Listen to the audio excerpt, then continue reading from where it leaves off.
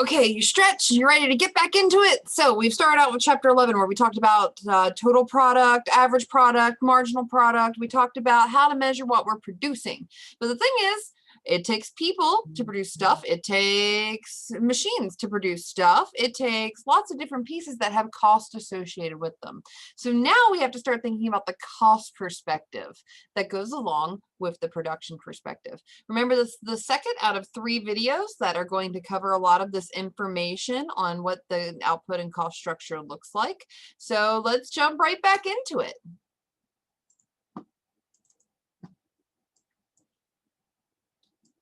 All right, so let's talk about cost. In the short run, we have lots of different types of cost, right? But it's not all encompassing. In the short run, I can't change what building I'm in, so I can't move to a cheaper building with a light or with cheaper lights or more energy efficient heating, right?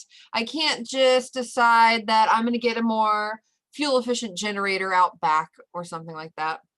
So there's some things that are fixed, but in the short run, there are some costs that we can adjust. For example, labor. We can figure out how many people we plan to have working at any given time, and what does that look like? So to produce output in the short run, we have to employ more labor because that's the thing that we can vary in the short run, which means that this is going to increase costs, right? For every worker that I call to come into work, I have to pay that worker. So there's 3 different types of costs that we have to think about.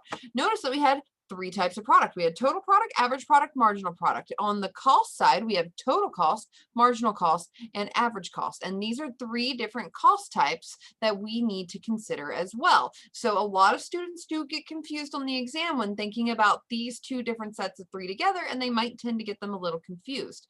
So product is the ones related to the number that we're producing. Cost is related to the cost of this production. So let's talk a little bit more about what each of these are. First, let's start off with total cost, right?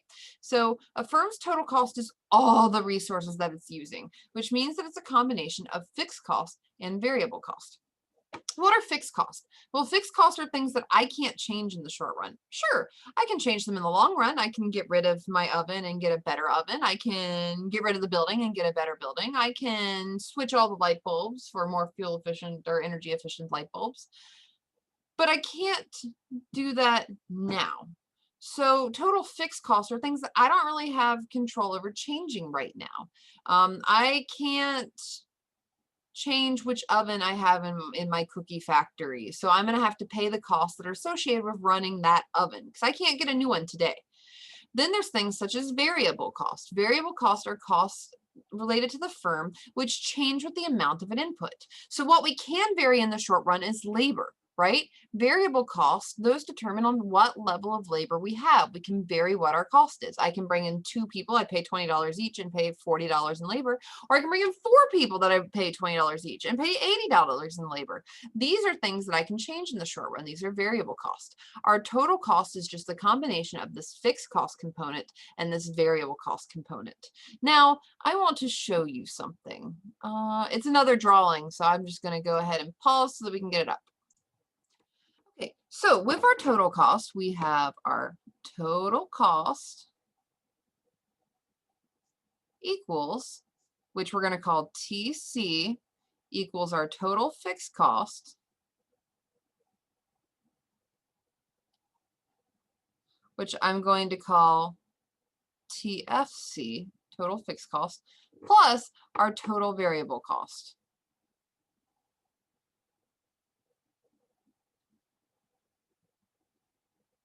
TVC. So we need to think about what would this potentially look like on a graph. So let's break down what a graph of this would look like. Okay, so we're going to have, what are we interested in? We're going to be interested in our costs. So we're going to need a measure of cost. Much like price, cost typically is dollars. We're going to put this on this up and down y-axis. Then we have this bottom axis. We need to think what we're going to measure in. Well, this isn't necessarily the number of employees, right, or laborers like we had seen with product, because maybe we're able to vary more than just labor. So let's say instead we're going to look at this relative to our output.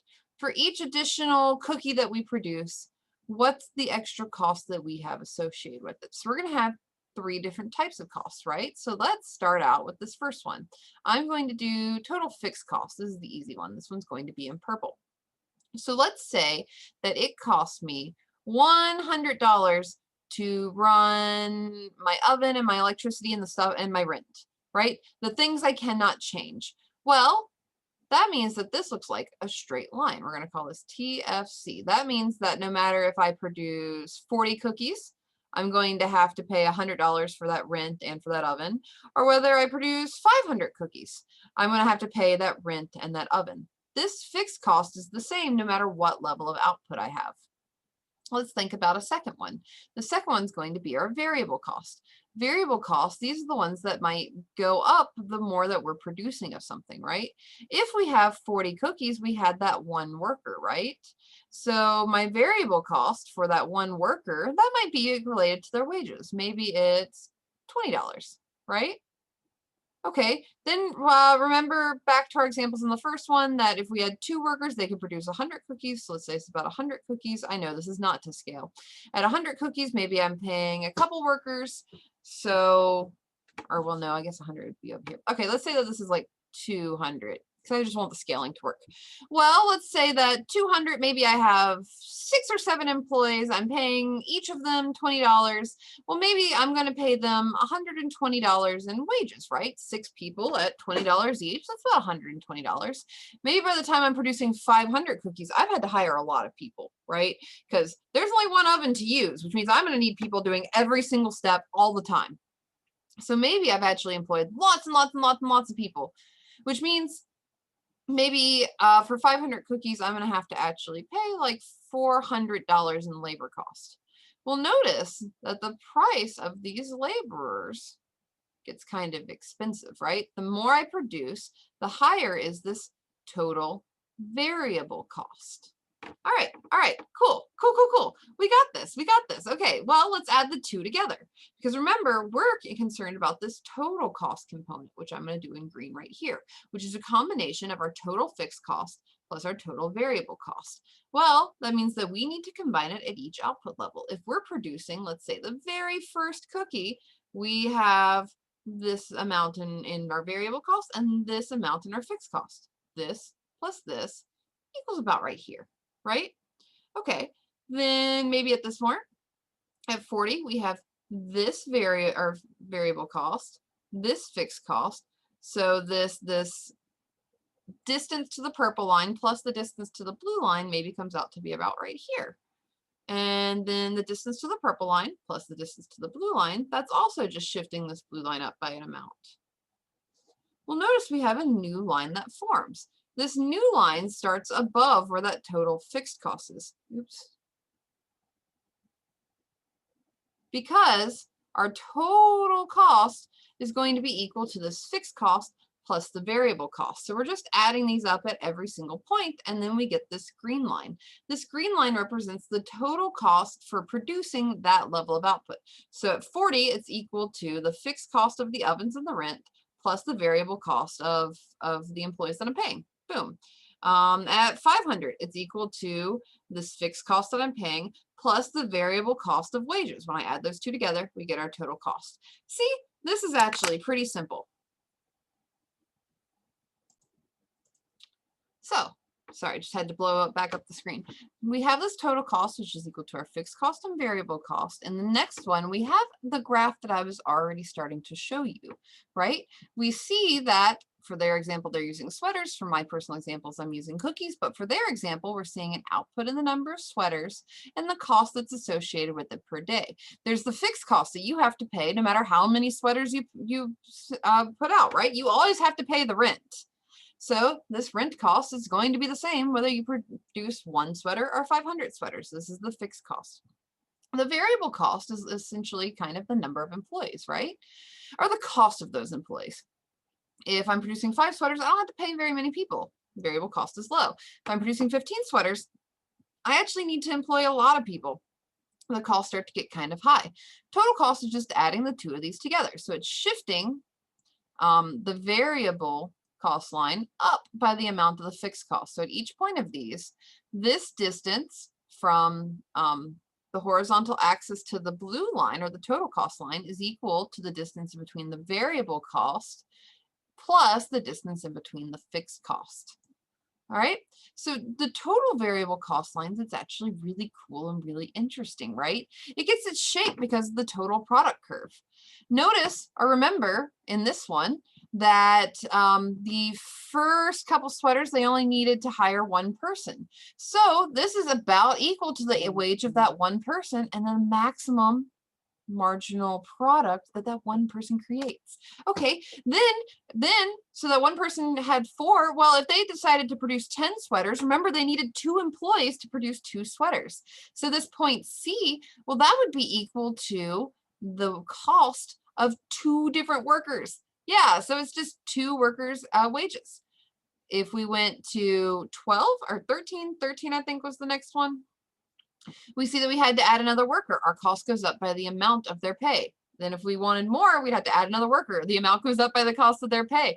That's just kind of neat to see that this variable cost curve is actually representative of the marginal products of our workers and just what we have for the cost in those.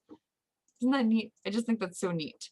So let's think about that total product curve, right? If you remember, do I have the next one? Our total product curve for each number of workers, see, so if we have 1 worker, 2 worker, 3 worker, we're able to produce more and more.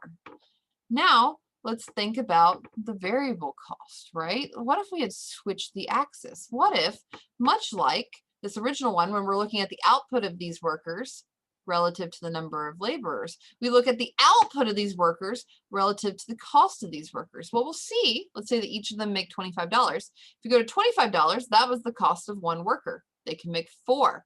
What? Hold on. If we have $50 in cost, that's equal to 2 workers. They can make 10. We already saw that on our marginal product curves. So notice total variable cost, if we switch these axes and actually put cost on the bottom and output on the left-hand side, this looks a lot like our total product curve. And that's because they're actually representative of one another. The total amount of product that we can produce is a function of our total variable cost. Or it goes the other way too. Our total variable cost is a function of our product. The more product that we make, the more people we hire, which means the more our variable cost is going to go up. And that is one of the most interesting parts. All right, so when we put all these together and we redraw it, we can see that this variable cost is a function of that. But the fixed cost is just a lateral shift upwards, right? It's just moving them up by the amount of what you have to pay no matter how much you produce. I can produce 0 cookies and I would still have to pay for the rent on my cookie shop, right? That fixed cost is going to be there whether I make 1 cookie or 1,000 cookies. So it's always going to be the same, this flat line. Now we need to think about marginal cost. So we have our total cost line, which is putting these 2 together. But we need to think about what our increase in that total cost is relative to producing 1 more of something. So this is going to be the marginal cost. Marginal costs are the increase in the total cost that results from a 1 unit increase in total product. If let's say I produce 1 more cookie, right? Well, if I produce 1 more cookie, if I was already at the limit of what one of my workers can make, like they cannot produce another cookie, then what's the cost if I produce another cookie? Okay, it's a little bit of chocolate chips, it's a little bit of flour, it's a little bit of time in the oven that I'm sharing, so that cost is going to be the same. It's also the next worker that I'm going to need to hire. So that marginal cost of that next cookie is the worker that I'm going to have to hire, right? So this marginal cost is like this increase in the total cost curve. You know how our total cost curve goes up? Well, each one of those points, which thinks about an output, here. Each one of these that thinks about an individual output represents a cost. Okay, right? So if I go from 5 to 6, if we go up to the cost, we see that the cost has increased by some amount. Right? Isn't that neat? That's so neat because now we see a collection of how this marginal cost is increasing. Notice when we go from 2 sweaters to 3 sweaters, this change in the blue line is very small, right? When it comes in terms of cost, there's very small changes in cost. But if we get over here, when we go from like 14 to 15 sweaters, well, the cost is drastically different. That's a function of the labor input. All right, let's continue on.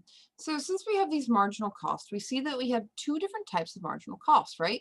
Sometimes over the output range, the more and more that we produce has increasing marginal returns, where marginal costs can fall as output increases. And this tends to happen at the very beginning, right? If I have one person who's doing everything, sometimes it's a little difficult.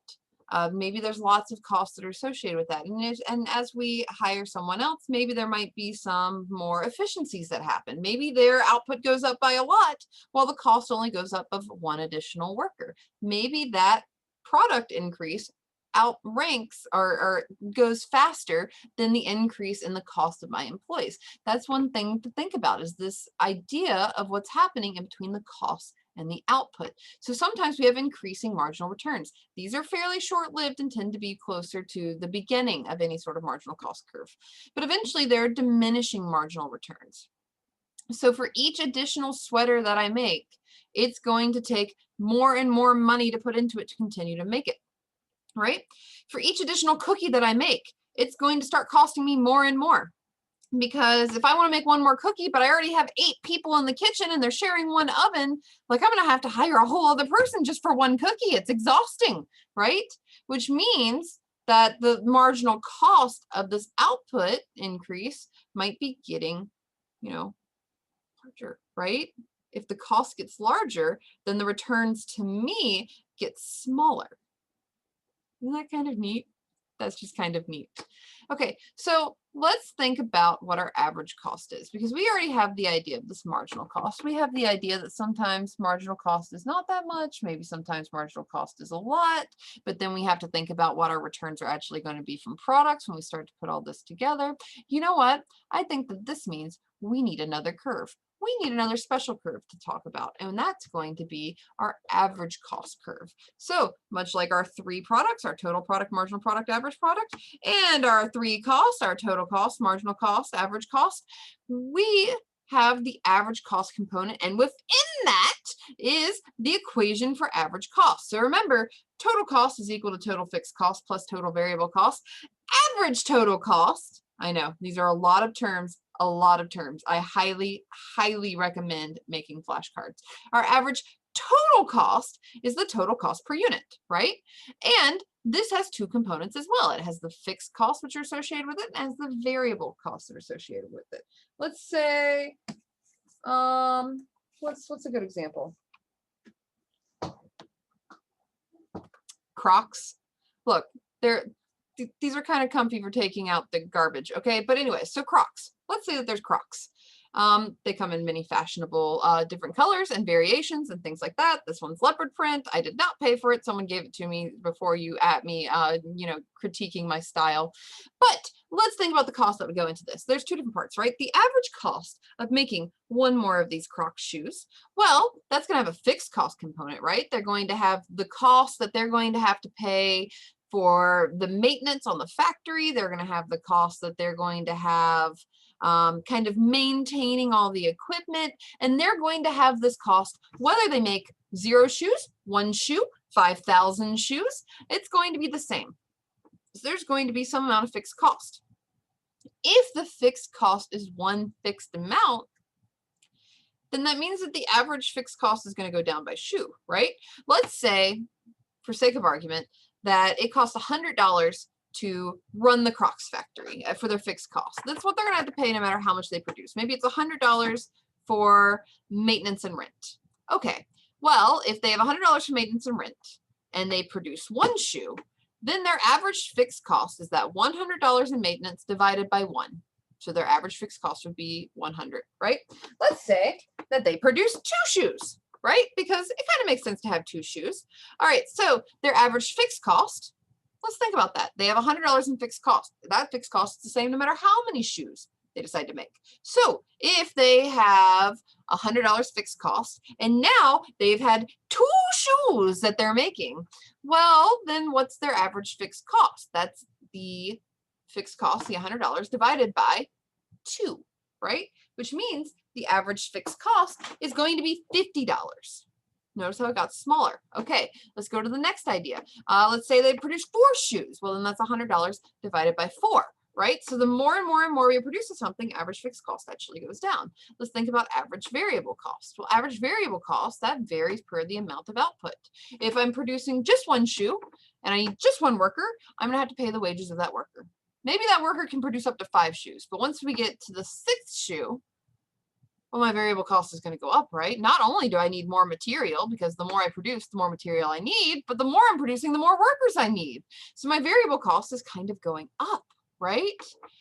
And this average variable cost is this amount of this variable cost, the amount that I'm paying workers, much I'm paying in supplies, divided by the amount that I'm putting out. So the average total cost is going to be this fixed cost, which actually decreases on average the more and more we produce, and the average variable cost, which might go up or down, and that's something that we're going to have to look at. So average total cost is adding these two pieces together. All right, let's go to the next piece. So short run cost. So short run cost has this fixed cost component, right? Everything's variable in the long run. And we're going to talk about that when we get to the long run perspective. There's no fixed cost in the long run. That's actually, hold on, note for your test, because you know, you've made it this far into the video, you may as well have a test hint. Lots of people tend to mess this up. If you see fixed costs, if I give you anything resulting with fixed costs, then we know that we're talking about the short run. Because in the long run, there's not fixed costs. You can vary everything. You can change absolutely everything about your business in the long run. So that's kind of the difference between short and long run. And a lot of the time, I'll give a lot of information on cost, and fixed cost will be in there. And someone will tell me that it's long run, and it's not.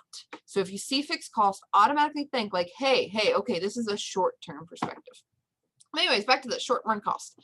So remember what I had told you earlier about this average fixed cost. All right, so this is the idea that we're going to have some sort of fixed cost. That's the idea of I have to pay the rent, right? Doesn't matter how much I produce, I have to pay the rent.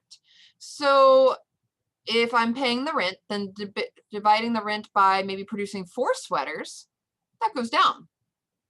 Maybe if I divide the rent by the 12 sweaters that I produce, then the average rent per sweater goes down. The more and more I produce, the smaller and smaller the average fixed cost gets, because I'm taking that same number and dividing it by a larger and larger number. Okay, then on the other part, we have the average variable cost, right? So when we're hiring the first worker and that first worker is only making 1 sweater, then I'm actually putting a lot of money into 1 sweater, right? And then maybe this variable cost starts to come down. Because when that person starts making 4 sweaters, well, the cost of 1 person divided by 4 sweaters, that's not bad. Like the variable cost is starting to come down, but it's going to go back up. This one actually looks like a swoopy, right? It kind of swoops. And the reason why it does that is because workers become less productive. When I go to the next worker, okay, like this is still continuing to go down, because we see, all right, well, remember that was a really productive worker. So when I have 10 sweaters divided by the cost of 2 people and material, it's actually pretty low. But then after that, that third worker was not producing all that many more sweaters. That fourth worker was barely contributing any more sweaters. That fifth worker, they're expensive and they're still not producing that many more sweaters. So when I have these small additions to my amount of product and I divide them, and I have these costs that are associated with it, and these costs are growing and increasing, right? Because that's the whole reason we have an upward sloping supply curve, is because costs increase. Okay, so we're seeing this happen and we're dividing it by these numbers, but if the cost grows faster than the products move, so if we have higher growth in cost than we do our growth in product, then the variable cost is going to swoop upwards. Isn't that neat? That's just kind of neat. That's why it's U-shaped. The variable cost, at first, we're being really productive. We're producing more for low cost. This variable cost goes down, but it's going to go back up as our products start to lag. And the more people we add, the less and less that they're contributing, but they're still costly, right? They still have the same amount of wages. So it's going to go back up.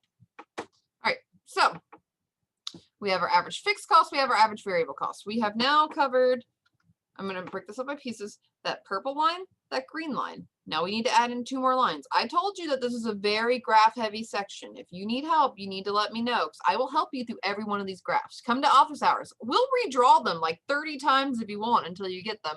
You got to let me know. So let's think about 2 other pieces. Well, average total cost.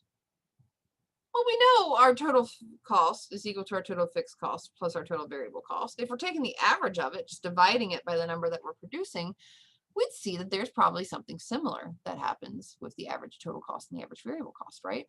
We see that we have this average total cost line. Notice that this average total cost line is above the average variable cost line.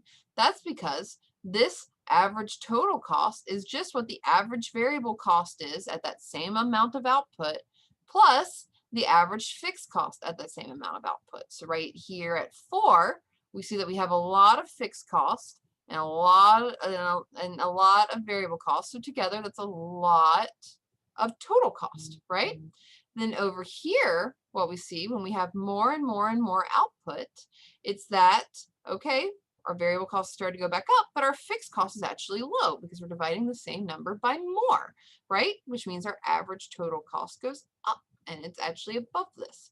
So this blue line just represents the purple line plus the green line added together. That's simple. That's all that you're going to have to remember. Then finally, so we have our green line, our purple line, and our blue line. These are the same. Hold on. These are the same as these green, purple, and blue lines, except we're dividing it by the number of output. So we've made these different swoopies. Then we have the coolest swoopy line of them all, and that's this pink line. This is our marginal cost line, right? Notice it looks like a check mark. If we get to the test and you see a graph that looks like this, and I tell you to identify which one's the marginal cost line, and I give you a multiple choice question on that, or some sort of other question, then what we see is marginal cost is always the one that looks like the check mark. We know that marginal cost initially decreases. This is because, well, it kind of makes sense. People start specializing, they get good at things. If I have one person not having to run around and do everything, and instead I can have one person at the front of the store and one person at the back of the store, they're probably more efficient. So marginal cost goes down at first, but then it's eventually going to go up. Remember, this is why we have upward sloping supply curves. Marginal cost goes up the more and more we produce of something. So we see that our marginal cost starts increasing the more and more we produce of something. When we produce one more sweater, the cost is going to go up for that next sweater. That next sweater is going to be more expensive than the last sweater we made. And the one after that is going to be more expensive than the last sweater we made, right? Cost goes up. There's a very special feature here. Notice this check mark, how it goes through these other lines. Ignore average fixed cost, but let's look at where it hits average variable cost at the very bottom of this line. Where marginal cost crosses that is always at the bottom of the variable cost swoop. It's where we're doing it for the least amount of variable cost possible. Then what we see for total cost right here, we also see that the marginal cost intersects this average total cost at the very, very bottom of the swoop. So where the absolute lowest average total cost is where it just equals marginal cost. That's kind of neat. That's pretty neat. So we're going to also have to figure out some of this mathematically, but I wanted to give you the foundational parts of what these graphs look like so that you can see the different pieces. Okay? So, hold on. What did I do? What did I do?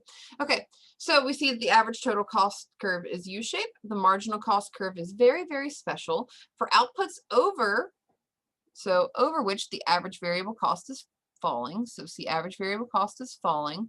Once it's over this amount, right, then the marginal cost is below, or excuse me, for which average variable cost is falling. Once we're over on this part, we see that our marginal cost is above this average variable cost. We also see right here, when we get an average total cost, or the output above where it equals marginal cost, we see at this point the marginal cost of each additional sweater is more than our average total cost for that sweater. This is so much, right? I understand. Take a breath, pause the video, think about it. This is a lot of information. I absolutely understand. That's why we're going to have 3 different videos on this section. Okay, this is just essentially talking through the same stuff. So remember that the average variable cost curve is U-shaped. It looks like a U. Marginal cost looks like a check mark. And that's because at first, marginal product exceeds average product. Let's go all the way back to the stuff I talked about in the first one of the chapter 11 lectures, which I know feels like forever ago, but it was only like probably an hour ago, right? At first, the marginal product outpaced the average product, right? It exceeded this, but then eventually, so at this point, when the marginal product is above the average product, we see reductions in the average variable cost, but eventually the marginal product falls, and it falls below where the average product is. At this point, where we get to the point where marginal product equals average product, and then marginal product falls below average product because each additional worker is bringing me less and less and less output that they can produce. Well, at this point, we see that we have a rising average variable cost, and that's because each additional worker is not contributing all that much more to the system, right? So because average variable cost looks like a U, and average variable cost is just the average, or average total cost is the average variable cost plus the average fixed cost, then the average fixed cost is also going to look like a U. It's a U that's slightly skewed because we're including fixed cost in it, but it also looks like a U. All right. So the average total cost curve is the vertical summation of the AFC and the ABC. What that means is when you go and look at the graph, if you wanted to find out, if I didn't have the average total cost curve on there at all, you could easily calculate it because you would pick a level of output, right? You'd go up, you'd find where the average fixed cost is, note that number, go to where the average variable cost is, note that number, add those two numbers together, and then that level gives you your average total cost curve, right? So the U shape of the average total cost curve arises from the influence of a few different forces. First, we're spreading the total cost over a larger output. Remember, total cost is fixed cost plus variable cost. So variable cost does go up. I mean, it costs more and more, but fixed cost goes down, right? Eventually, variable cost goes up. Fixed cost always is decreasing because our total cost, when divided by producing only one of something, so like the one crock, that might be a really high number. That was $100. If we instead divide it by 2 crocks, that's $50 because it's 100 divided by 50. If it's 12 crocks, it's whatever 100 divided by 12 is. It starts to go down the more and more you produce of something. So eventually we have diminishing returns where the average variable cost curve slopes upward again. And it slopes upward again because the variable cost is increasing more quickly than the fixed cost is decreasing. Oh, that's a mouthful, right? All right, so let's think about how we're going to put these cost curves and these product curves together. So the shape of the firm's cost curves are determined by the technology it uses, right? The shape of my cost curves, how much it's going to cost me to make cookies, this is determined by, am I using an oven? Am I using really good ovens? Am I using some sort of machine that makes me the perfectly balanced chocolate chip cookie or oatmeal raisin or whatever those really good raspberry, I think raspberry white chocolate or something cookies at Subway. Man, those are so good. All right, anyways, these curves, they're determined by what technology we're using to build something. So we need to think about the link in between this total cost and the total product. Because remember, the technology that we have not only determines how much I'm going to have to pay in cost for it. Like, am I paying for a real nice oven or a not so great oven? Am I paying for high-tech stuff, not high-tech stuff? Do I need lots of laborers? Can one laborer run all the machines, or do I need different laborers for all the machines?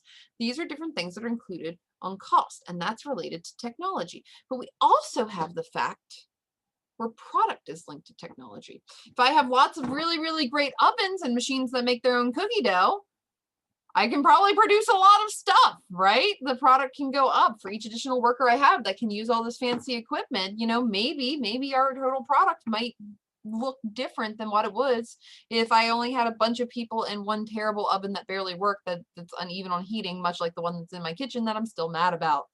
All right, well, we have these links in between these average and marginal products, and we need to put them together, and we need to think about what this big picture looks like.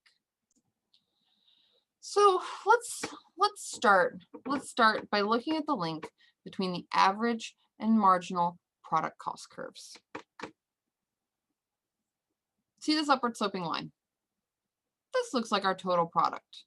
Remember when we also flipped the total variable cost, and we instead showed output on the y-axis, and we had the variable cost along the x-axis, that it looked very similar to this. So this right here, which is a function of how many workers we have, right? So for this line, we see at the bottom how many workers we have. Well, these workers get paid a wage. So if one worker makes $25, two workers makes $50, three workers make $75, we see that whether we're talking about wage or whether we're talking about workers, we're looking at essentially what this output on this right-hand side is relative to the number of workers that we have. Remember that these increases start to decrease. We could do this with calculus and second derivatives if you wanted to, but I feel like if I decided to do second derivatives in this video, a lot of people would be very upset. But we have an increasing and a decreasing rate, right? So this is going up at a decreasing rate, and this can represent either our total product or our total variable cost. If we just think about it in terms of wages along the bottom instead of just the number of workers, it could be either. So here we see when the output is plotted against labor, the curve is essentially the total product curve. So when output is plotted against the variable cost, the curve is just the total variable cost. It's just flipped on where we put our axes. Yeah. So let's think about how the average and marginal product curves might look in these situations. Because we have this increasing total product, we have this increasing total variable cost when we're looking at output in a certain way. But what about the average and marginal product and cost? What do those look like? Well, we know from the original video that I gave on chapter 11 that we have a marginal product that might outpace average product at first, but then eventually marginal product will fall below average product. On the other hand, we have cost, right? Our marginal cost, the extra cost we have for one more of something might be below what our initial cost is, or they might even start together, but then eventually one might outpace the other. What does this look like? Well, it looks sort of like this. On the bottom of this, we see that we have our marginal cost. This is the check mark that I was talking about, right? I made it a less extreme check mark right here, but it's essentially a check mark. This marginal cost might initially decrease because people specialize, they get good at certain things, but then it's going to increase. It's going to go up. And we need to think about that relative to the average variable cost. Remember, the average variable cost looks like a U, and the marginal cost crosses the average variable cost at the very, very, very lowest part of average variable cost. It's all uphill from here for the average variable cost. Okay, cool. We understand this relationship. Let's think about this relationship up here. Because I wanted to get both of these graphs next to each other so that we could kind of look at what these situations are. So on the bottom, we have these cost perspectives. And now we know how to minimize our average variable cost. Okay. But what about product? So we know that at first, and this is related to the ones that I was showing where the boxes, we had shifted all the boxes down to the X line, and we put a line through it, and we looked through it. We looked at the marginal product, and then we looked at the average product. We know at first that the marginal product, the extra bit that each additional worker can help us make, goes up. They're specializing, they're doing good. But eventually there's too many workers, right? I can't change how many ovens there are. There's still only one oven. So the more and more bakers that I have in the kitchen, the less effective each additional baker is. This marginal product is going to decrease. But the average product's going to go up. And the average product will eventually go past where the marginal product is. Let's plot a couple of places in between this. Well, we see the highest amount of marginal product was for that second worker, right? And that was when they brought in an additional 6 cookies, or well, in this one, 6 sweaters, or 60 cookies in my example. These additional 6 sweaters. That was the highest point of marginal product. And that was because that second person, they were real on top of things. All right. So we see that we have this rising marginal product. And at that same time, because we have these very productive initial people, we see that the marginal cost is going to go down. This period where the marginal product goes up is actually the same period where the marginal cost goes down. Isn't that cool? Because these are actually extremely related graphs. Okay, then the marginal product starts to fall to the point where it actually hits average product at some point. Okay, Well, we see we also have very similar for marginal cost. Marginal cost is going to increase. It's eventually going to cross the average variable cost line. The place at which it crosses the average variable cost line, that level of output is actually very similar to the output for the number of workers where the average product crosses the marginal product. Okay, what does that mean? Workers initially get more productive when we add in a couple people. So we see cost goes down, product goes up. We add more workers, they get more inefficient. Marginal product goes down, average product goes up. Because we're having to pay these people more and more and more, but they're producing less and less, marginal cost goes up. Variable cost goes up. Eventually, we're going to be at a point where the average amount of sweaters per person is equal to about the amount that that next person's going to bring in, right? That next person's going to create about a number of sweaters that's equal to the average. At that same point, we're going to have a point where the cost of that additional worker, is going to be equal to about what our average variable cost is. That's a good point to think about, because if we go past it, we might be getting into some amount of inefficiencies. Sometimes going for the inefficiencies makes sense, but we would probably be pretty happy to operate here, right? We prefer to make more money, but this could be a good equilibrium. And with that, we're going to stop, because I need you to pause. I need you to try to draw these yourself, and I need you to start to think about them. If you have questions, let's work on drawing them together. But think about the links in between cost and product, because in the next section, what we're going to do is we're going to bring them together, talk about how these might be shifting a little bit. And then with that, we're also going to think about what would this look like in a long run perspective when we don't have a fixed cost component. Okay. All right, everyone. I hope you have a great one. I will see you in the next video.